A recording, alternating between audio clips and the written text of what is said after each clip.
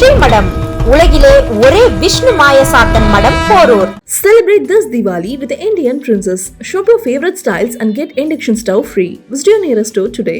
ஆச்சி royal gulab jamun packs, ஒன்று வாங்கினால் ஒன்று இலவசம். ரிஷபராசி என்பர்கள் நவம்பர் மாதம் எப்படி இருக்கும்? சாதகமான கிரகநிலைகள் என்னென்ன, கிடைக்கக்கூடிய யோகங்கள் என்ன, கவனமாக இருக்க வேண்டியது, பாதகமாக இருக்கக்கூடிய கிரக நிலைகள் ஏதாவது இருக்கிறதா, இந்த மாதத்திற்கான உங்களுடைய அதிர்ஷ்ட தெய்வ வழிபாடு எது, இவற்றையெல்லாம் பார்க்கலாம். முதல்ல சாதகமான விஷயங்களை பார்த்துடுவோம். ரிஷபராசி அப்படின்னு சொல்லும்போதே ராசியாதிபதினு சொல்லக்கூடிய சுக்கிரன் இதற்கு முன்னதாக நீச்சகதியில் இருந்தார். அதற்கும் முன்னதாக கேதுவோடு சேர்ந்திருந்தார். ஆனால் இப்போது ஆட்சி பலம் பெற்றிருக்கின்றார். சொந்த வீட்டில் அவர் இருக்கார். அதன் பிறகு 7ஆம் இடத்திற்கு போக போகிறார். செவ்வாயுடைய வீட்டுக்கு போய் அவரோடையே சேர்ந்து இருக்க போகின்றார். சேர்ந்திருந்து ராசியை பார்க்க போகிறார். குருவுடைய பார்வையை கிரகித்து ராசியை பார்க்கக்கூடிய ஒரு அம்சம் இருக்கின்றது. அதனால் இந்த மாதம் ரிஷபராசியில் இருக்கக்கூடிய அன்பர்கள் உற்சாகமாக இருப்பீங்க. இதுக்கு முன்னதாக எதையோ இழந்தவர்கள் போல, பறி கொடுத்தவர்கள் போல நீங்கள் இருந்திருந்தா, யாரெல்லாம் அப்படி இருந்தீங்களோ கட்டாயமாக நீங்கள் நல்ல ஒரு மனநிலைக்கு வந்துடுவீங்க.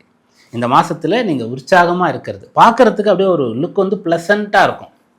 நீங்கள் ஒரு சுறுசுறுப்பாக இருப்பீங்க, ஆரோக்கியமாக இருப்பீங்க. ஒவ்வொரு நாளும் காலையில் எழுந்திருக்கும் போதும் இந்த மாதத்தில் உற்சாகமாக சுறுசுறுப்பாக எழுந்திருக்கிறது. நம்ம இன்றைக்கி வேலையெல்லாம் சூப்பராக செஞ்சு முடிக்கணும், நம்ம நிறைய சம்பாதிக்கணும், நல்லா படிக்கணும், நல்ல பேர் வாங்கணும், நம்ம வேலையை தொழிலை ரொம்ப சிறப்பாக கற்றுக்கணும் அப்படின்ற ஆக்கப்பூர்வமான எண்ணங்கள் உங்களுக்கு அதிகமாக இருக்கும். மிக முக்கியமாக சொல்லணும்னு சொன்னால், போட்டிகளில் வெற்றி பெறக்கூடிய யோகம் ரிஷபராசி அன்பர்களுக்கு நவம்பர் மாதத்தில் இருக்கிறது.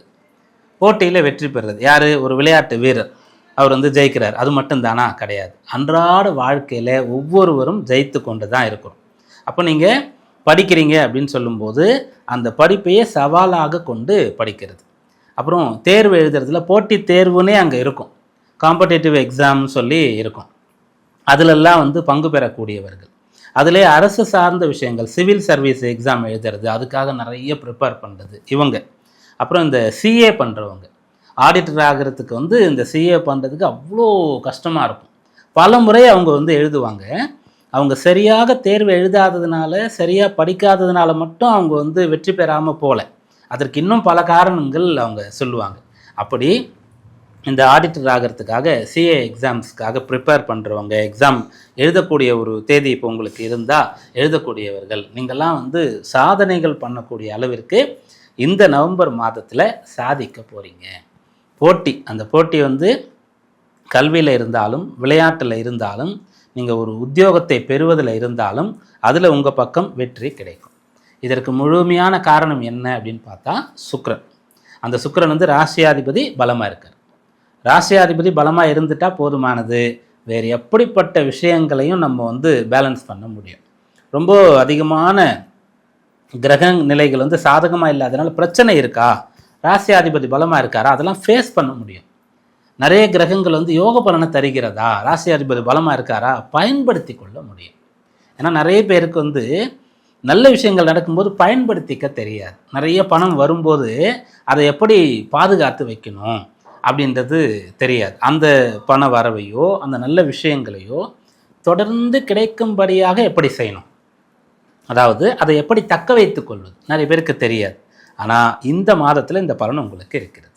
பெரும்பாலும் நம்ம இந்த பலன்களை சொல்லும்போது அதை விளக்கிறதுனால சில பேர் அறிவுரைகள் சொல்கிறதாக எடுத்துக்கிறீங்க. அப்படி கிடையாது. ஏன்னா ஜோதிடம் சொல்கிறது இந்த கிரகங்கள் இப்படிப்பட்ட தன்மையில் இருக்கிறது, சாதகமாக இருக்கிறது பயன்படுத்திக்கும், பாதகமாக இருக்கிறது எச்சரிக்கையாயிரு. இதை சொல்கிறதுக்கான விஷயம்தான் கலை தான் ஜோதிட கலை. அப்போ நம்ம என்ன பண்ணோம்னா, சாதகமாக இருக்குன்னா இந்த காலம் நல்லா இருக்குது, எப்பயும் விட இன்னும் நிறைய நேரம் படிக்கணும், இன்னும் சீக்கிரமாக எழுந்துக்கணும், இன்னும் நல்லா வேலை பண்ணணும், முடிஞ்சால் பார்ட் டைமில் கூட வேலை பார்க்கலாம், பிஸ்னஸ்லாம் கூட பண்ணலாம் அப்படின்னு நம்ம சொல்கிறோம். அப்போது சீக்கிரம் எழுந்துக்கோ, நீ நிறைய படின்னு சொல்கிறதுலாம் அறிவுரை கிடையாது. அந்த கிரக பலனை பெறுவதற்கான வழி. சாதகமாக இல்லை அப்படின்னு சொல்லும்போது என்னென்ன விஷயங்கள் பிரச்சனை ஆகிறதுக்கு வாய்ப்பு இருக்குது, கவனமாக இருன்னு சொல்கிறோம். இதுதான். அப்படி பார்க்கும்போது நவம்பர் மாதத்தில் ரிஷபராசி அன்பர்களுக்கு போட்டியில் வெற்றி பெறக்கூடிய யோகம் பிரதானமாக இருக்குது. அது எப்படிப்பட்ட போட்டியாக வேணால் இருக்கலாம். ஒரு அரசியல்வாதிக்கு கூட இது பொருந்தும். அப்போது நீங்கள் யாருக்கு வந்து அடுத்து வரக்கூடிய தேர்தலில் சீட்டு கிடைக்கும் அப்படின்றது நமக்கு வந்து அனௌன்ஸ் பண்ணுறது வந்து கடைசி நேரத்தில் வேணால் இருக்கலாம். ஆனால் அதெல்லாம் இப்போலேருந்தே தீர்மானிக்கப்பட்டு கொண்டு இருக்கும்.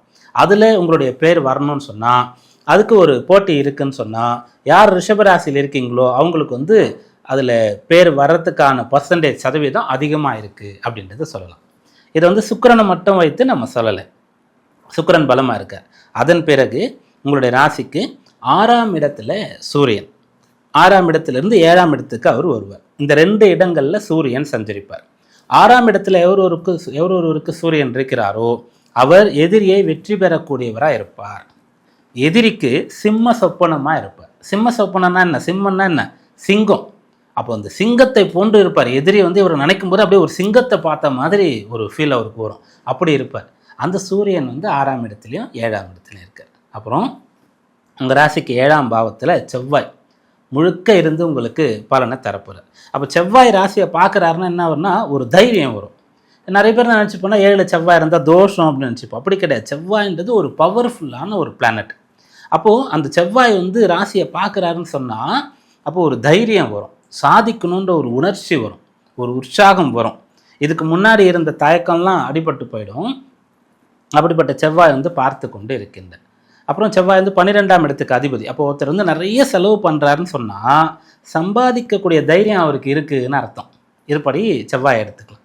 அப்புறம் புதன் உங்கள் ராசிக்கு 7ஆம் இடத்துல இருக்கார். அப்புறம் வக்ரகதியாகி 6ஆம் இடத்திற்கு போகிறார். இப்படிப்பட்ட நிலை இருக்குது. இதில் எங்கே இருந்தாலும் உங்களுக்கு நல்லது தான். 5ஆம் அதிபதி 7ஆம் இடத்திற்கு வந்து ராசியை பார்க்குறார்.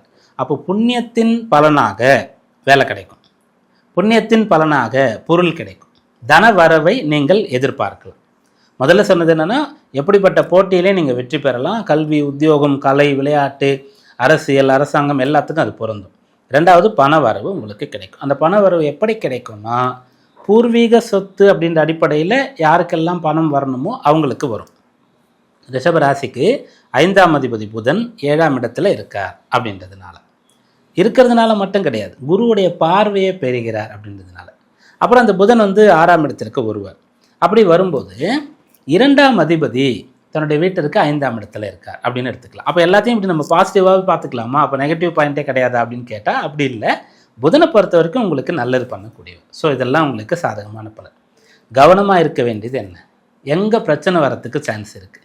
உங்கள் ராசிக்கு 7ஆம் இடத்துல மாதம் தொடங்கும்போது செவ்வாய் புதன் இருப்பாங்க.